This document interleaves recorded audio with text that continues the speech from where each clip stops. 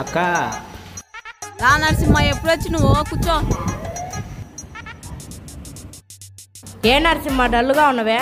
ఇంటిగా ఒక 5,000 డబ్బులు అవసరం పడింది, అడగన వచ్చినాక. సింహ నిన్న మా అక్క చేతికి 10,000 డబ్బులు ఇచ్చిండాను, ఉండు అడిగి ఇప్పిస్తా. ఒక్క ఇట్లా రాక. విజయ వచ్చానా? విజయ ఏం పిలిచినవే? ఒక నిన్న నీ చేతికి 10,000 డబ్బులు ఇచ్చిలాక దాంట్లో 5,000 తీసుకురా పక్క నరసింహకి ఇవ్వాలి. విజయ 10,000 ఒక రోజు 10,000 ఖర్చు చేసినవా? ఏంకా నరసింహకి మాట ఇచ్చి నాకు 5,000 డబ్బులు ఇస్తానని బదులు అడిగి చెప్పక్క.